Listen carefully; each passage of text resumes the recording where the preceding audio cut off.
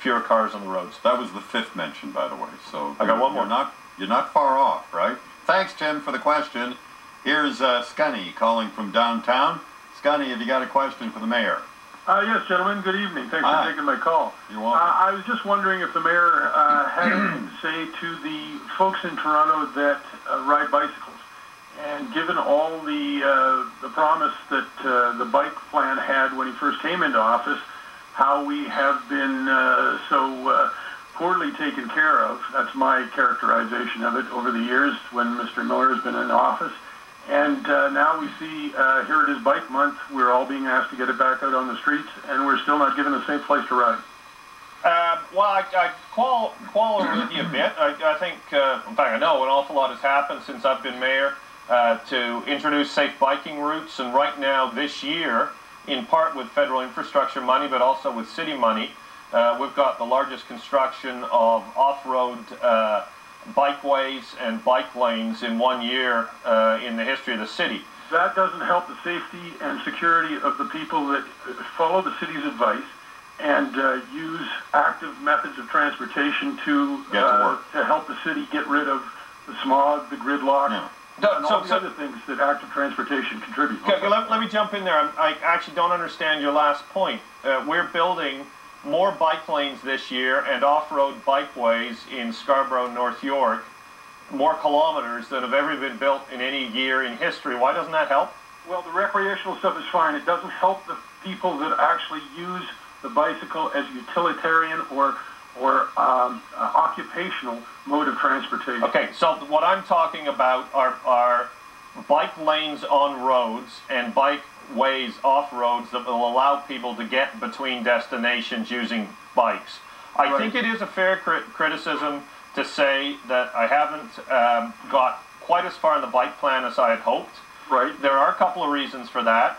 The first is, my first term as mayor, I learned we increased the budget dramatically. I've forgotten the exact figures, but whatever the budget, I think we're spending $70 million this year, Dale, on bikes, and it was something like $1 million the year before I was mayor. But the city system wasn't set up to make them happen. So we changed that in my second term as mayor. Councillor Adrian Heaps has done an awful lot of work. Have we achieved quite what I would have hoped? No. But we're well on our way because of what I learned in my first term as mayor. What's the second reason? Well, it's politics. I mean, you've heard the mayoral contenders. You know, why did the University Avenue bike lane experiment fail? Well, partly because most of the leading mayoral contenders got up and said it was crazy. It isn't crazy at all. You've got a 3-lane road joining a 4-lane road at an intersection of a major east-west bike thoroughfare at College. Why wouldn't you take the 4th lane from there on for bikes? It makes no difference to cars whatsoever. In fact, going northbound, it's actually a little bit of a bottleneck, and you'll eliminate that. Yeah, but Scunny did say it was also due to a councillor's brain cramp because the thing would have gone through. I couldn't hear what Scunny said. The right button. Okay, so there was a screw-up. It could have happened, is what I'm saying. But it was close enough at one vote because of the politics of it. It's not just the leading mayoral contenders. There have been significant forces on council, including the former deputy mayor, Case Otis. Every bike lane he's fought. And I think, Scunny, the reality is there are a significant group of people in Toronto who don't yet understand that it's not a trade-off between cars and bikes, nor should it be. Cyclists have the right to use our roads. They all pay taxes just like everybody else. Our taxes pay for the roads. And we have a duty to make sure it's safe. And that's what I've been fighting for. Fair to say I haven't quite got there, but we've made an awful lot of progress. And without fighting for it, we wouldn't have made any. Scunny, thank you very much for your question. What do you make of the plan from the Cycling Committee under Adrian Heaps, the Changing Gears report, which essentially is to network what we do have in the central part of the city so that all of those things join up a lot more effectively without reaching out just to add to the kilometrage if you went in one particular direction. Make it so that if you get on a bike, you can actually get somewhere. I think that report's right.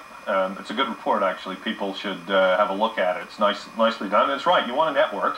And I think that's Scunny's point. You don't want to ride in on College and then have to go down University and miss traffic. Yeah. You need a network, and you should start from the core, and that's what we've been moving towards. Start from the core, ensure there's a proper network there, and hook in the areas outside the core to that network, which is very much like what we were trying to do in transit. Yeah. Right? You've got the core now, the subways. You add the LRTs in, like the Finch LRT, serving some of the least serviced neighborhoods in the city, and you have a network. Same thing with bikes. But we are winding up with the stubby thing instead.